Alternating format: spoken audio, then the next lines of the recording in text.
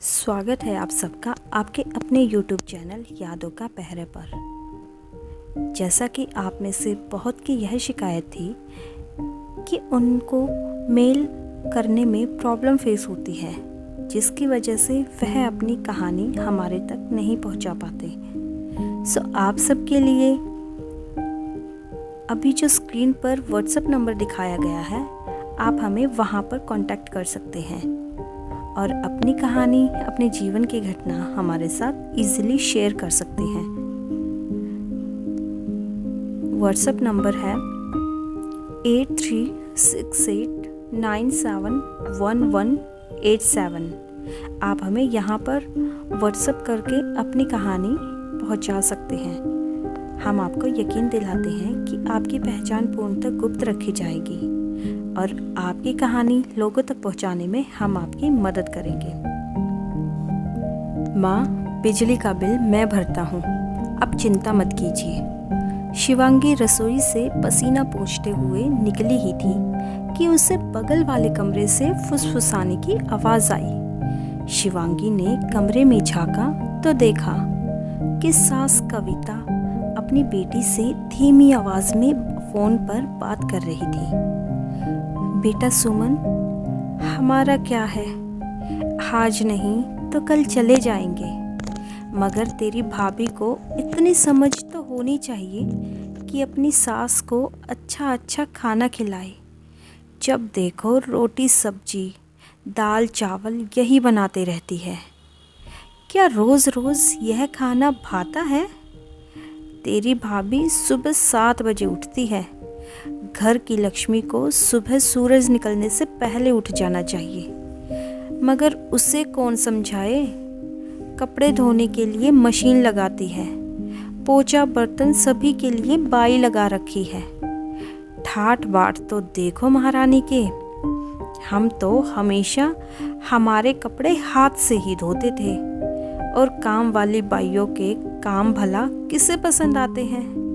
और शिवांगी ने सब कुछ सुना और अपने कमरे में आकर बैठ गई। उसकी आंखों में आंसू थे और वह अतीत में खो गई। जब वह शादी करके घर में आई थी तो कविता जी और सुमन ने उसे कभी बहू वाला मान सम्मान नहीं दिया और ना किसी को देने दिया।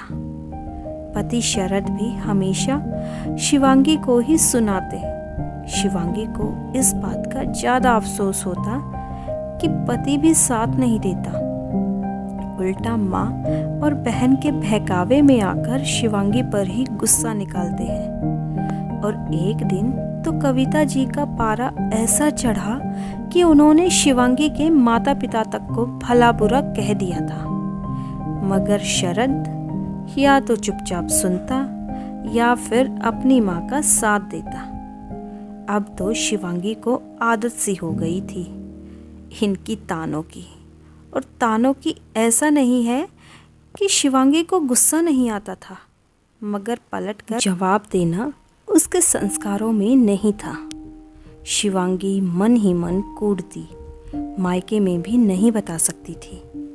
उसके माता पिता की भी उम्र हो चली थी, इसलिए वह उन्हें कोई टेंशन नहीं देना चाहती थी। पति शरद का तबादला दूसरे शहर में हो गया और इस वजह से दोनों वहां जाकर बस गए। दूसरे शहर आकर 6 महीने ही हुए थे कि सासू माँ कविता जी को हार्ट अटैक आया और कविता जी का ऑपरेशन करवाकर सास और ससुर जी को शरद यहीं ले आया। बेटी सुमन की शादी हो गई थी तो अब कविता जी फ़ोन पर बेटे को सारी राम कहानी सुनाती थी। मम्मा मम्मा कहते हुए 4 साल की नैना जब कमरे में आई तो शिवांगी की निंद्रा टूटी और उसने नैना को गोद में भर लिया और उसके साथ खेलने लग गई। कविता जी बोली, शिवांगी, खाना बन गया हो तो लगा लो। और शिवांगी रसोई से दाल चावल रोटी सब्जी ले आई और उतने में शरद भी आकर डाइनिंग टेबल पर बैठ गया। और शरद को देखते ही कविता जी बोली, मुझे तो आजकल खाने में कोई स्वाद ही नहीं लगता। यह बीमारों वाला खाना रोज़ रोज़ खाया भी नहीं जाता। तो शरद बोला, आपको तला हुआ और चटपटा खाना खाने के लिए डॉक्टर ने मना कर रखा है माँ, इसलिए शिवांगी रोज़ खाना बनाती है।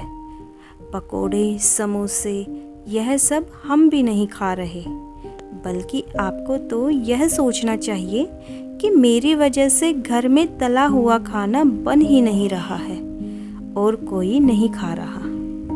तो कविता जी बेटे का जवाब सुनकर चुप बैठ गई।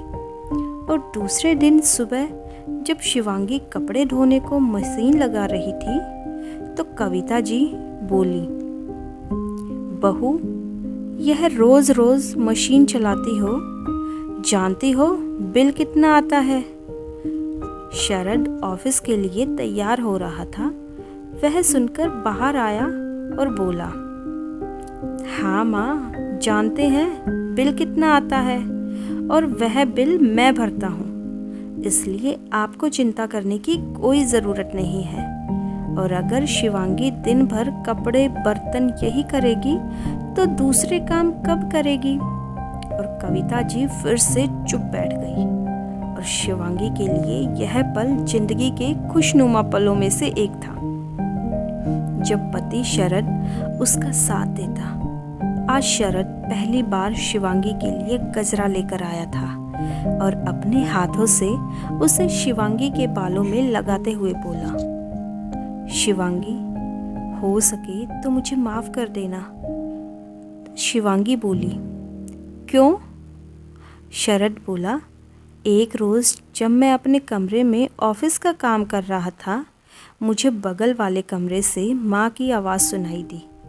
वह सुमन को तुम्हारे खिलाफ बातें बता रही थी और मैं जब कमरे से बाहर आया तो मैंने तुम्हें यह सब सुनते देखा। तुम अपने कमरे में आकर रो रही थी। तब मुझे पहली बार सब समझ आया था कि अब तक मैंने जाने अनजाने में कितनी ही बार तुम्हारा दिल दुखाया होगा।